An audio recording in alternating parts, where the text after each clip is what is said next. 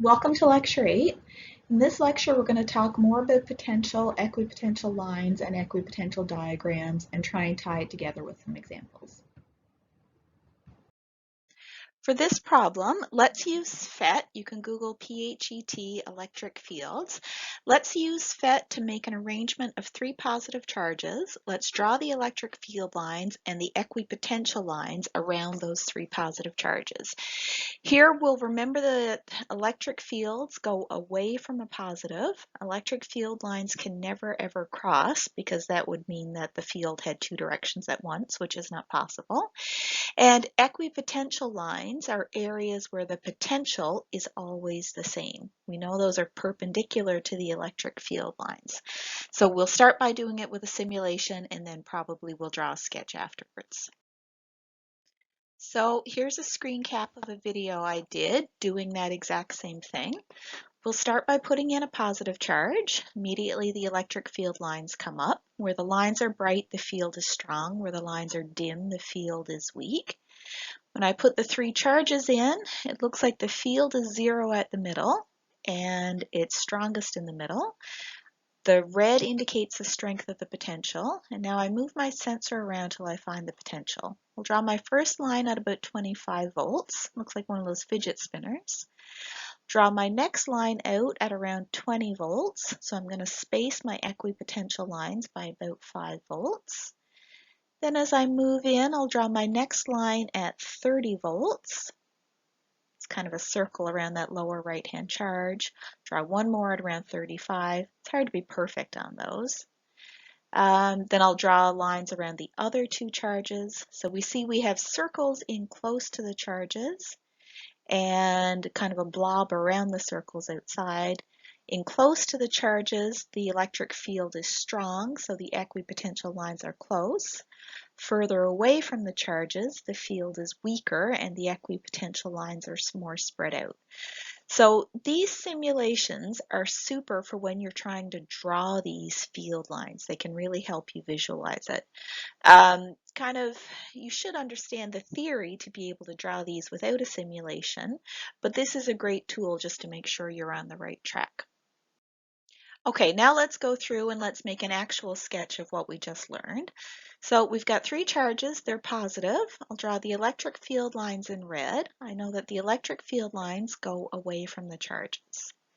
My charges all have equal magnitudes, so they should all have the same number of electric field lines coming out.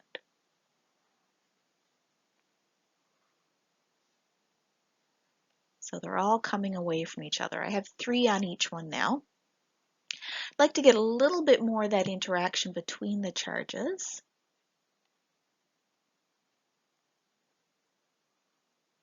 So I've got 1, 2, 3, 4, 1, 2, 3. I've got 4 on every line. I could squeeze in a bit more, but it's looking a bit full now, so I think I'll stop. Next, so those are my electric field lines. I'll label those with an E. Next, I'll put in my equipotential lines.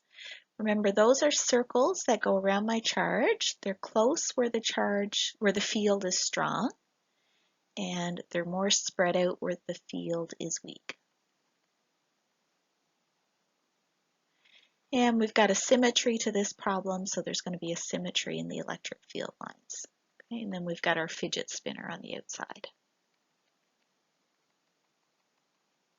Oops, I kind of goofed there. I don't like how this turned out, so I'll just, oh my, I erased some of my electric field lines when I meant to be erasing the potential lines. Get those back in there. Okay, that's kind of recapped pretty well. So these are my equipotential lines. Equipotential lines. Okay, so there's a sketch of what we would have. We can do some work with this diagram. So I'm going to go back to the PhET simulation sketch and we'll look at what could we figure out from these diagrams. So one thing about these diagrams is that you know what the potentials are. This is a picture here I took from the simulation. The only thing I did was I turned on the values, so it shows what the potentials are at the different places. If we remember that our electric field is the change in potential over the change in distance, then if we know the change in potential between any 2 points and the distance between any 2 points, we could actually find the electric field at the midpoint of those 2 points. So let's pick 2 places on our diagram. Let's see, I'll pick down here on the bottom right. Now I've identified 2 spots on my graph.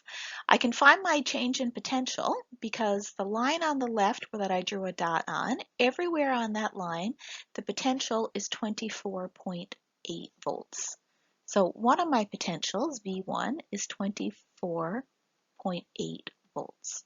The other potential, where I drew the other dot, that one has a potential of 30 volts. V2 is 30 volts. The distance between those 2 spots, I can measure those. I have a scale here on my diagram. So 1, 2, that looks like about 2.5 lines times 100 centimeters for every 10 lines.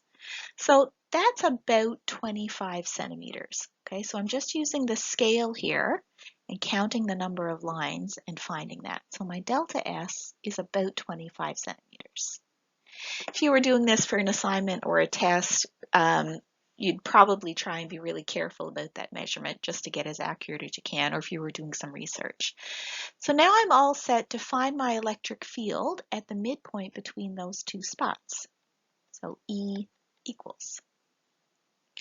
So my electric field strength at that point is going to be minus delta V over delta S minus 30 volts, take away 24.8 volts, divided by 25 centimeters, which is 0.25 meters. Just grab the calculator.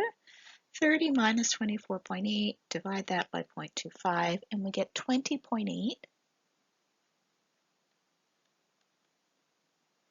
volts per meter.